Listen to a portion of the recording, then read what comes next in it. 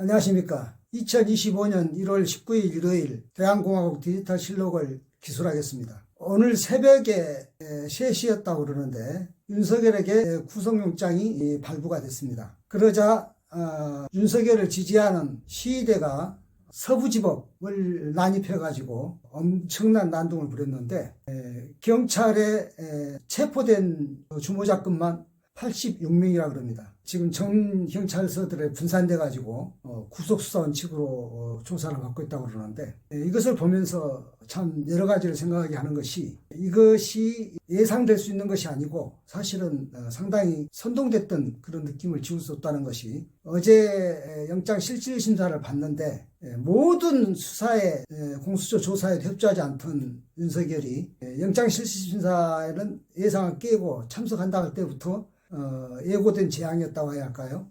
윤석열은 편지를 띄우면서 자기를 지지하는 사람들에게 열심히 싸워달라고 사실상 선동하는 것으로 이렇게 메시지를 전해가지고 엄청난 폭동으로 변한 것 같습니다. 아주 부끄럽고 그 다음에 아주 엄단해야 될 좋지 않은 사례입니다. 공화국의 국채를 뒤흔드는 내란이고 아주 좋지 못한 선례입니다. 이것을 엄히 처벌하지 못하면 제2, 제3의 같은 일이 벌어질 수 있기 때문에 이거는 반드시 척결해야 하라고 생각합니다. 저는 연산군과 강해군의 유배를 떠올립니다. 둘 다 강화도로 유배가 됐다가 연산군은 화병으로 2달 만에 죽고 강해군은 총 유배 생활이 한 19년 되는데 강화도에서 있다가 병자호란 직후에, 그러니까 병자호란이 청나라와 조선 간의 전쟁이었잖아요. 조선이 인조가 삼전도에서 309고도로 항복했지 않아요. 그래서 인조 정부가 생각할 때는 강해군이 강화도에 있으면, 강해군은 친청파니까, 인조는 반청파라면 친청파니까 좀 불안을 느끼죠. 사실은 청나라 정부는 그 강해군이 강화도 땅을 잘 알고 있기 때문에 인조에 대해서 심적인 압박을 많이 가했다고 봐야겠죠. 왜냐하면 내정 간섭은 할 수는 없지만 인조는 내정 간섭에 그런 압박감을 느꼈을 것입니다. 그래서 병자호란 직후에 제주도로 이배합니다. 그 강해군을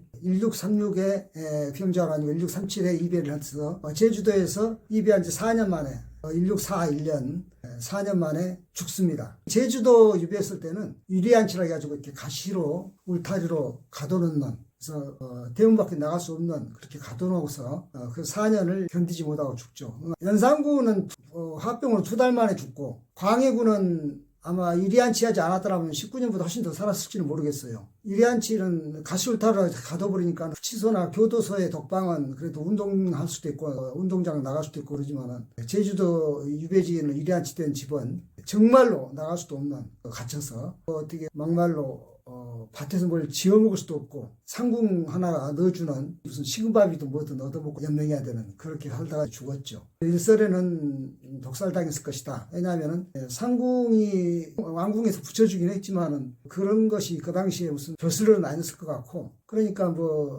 끈떨어진 폐주를 봉양하는 일이 상궁으로서도 좋은 일은 아니었겠죠. 그러니까 귀찮은 일 중에 하나였을 것 같은데, 그래서 독살됐다는 일설이 있어요. 그거는 확인되지는 않고, 확인되지 않는 것은 광해군의 말로만 확인이 안 된 게 아니라 이리한지 당했던 그 집 초과 상황이 텐데 어디에 있었는지 그것도 확인이 안 되고 있어요. 조선왕조가 그것을 기록에서 완전히 없앴기 때문에 그렇게 됐는데, 그래도 2달 만에 화병으로 죽은 연산군에 비하면 광해군은 좀 더 호흡으로 살다 간 것 같은데, 문득 전두환 노태우가 김영삼에게 끌려 나와가지고 내란죄로 처형을 받았을 때 이야기가 생각나네요. 전두환은 구치소에서 단식 투쟁을 했고 노태우는 들어간 밥을 싹싹 비웠다는 우스갯이야기도 있는데, 나중에는 전두환도 단식 투쟁하다 먹었죠. 또 무슨 두 사람이 비교되느냐면은 조국과 윤석열이가 비교됩니다. 지금 조국은 2년으로 해서 들어간 지가 한두 달 되나요? 한 달도 안 됐는데 무슨 책을 완성했다고 그래요. 그러니까는 그 서울구치소가 경기도 의왕시에 있는 건데, 서울구치소에서 한 달도 안 됐는데 그 책을 다 썼답니다.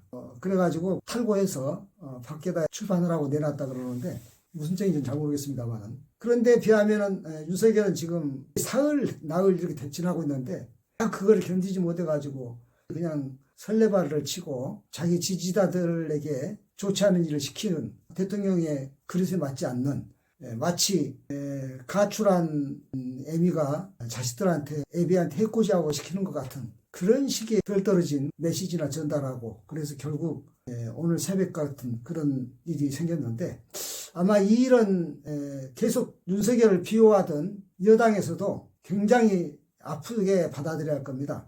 그저 비호하는 것이 능사인가? 그래서 이런 이 난동이 내란이 확산되는 것이 능사인가? 되돌아보는 시간이 됐으면 좋겠습니다.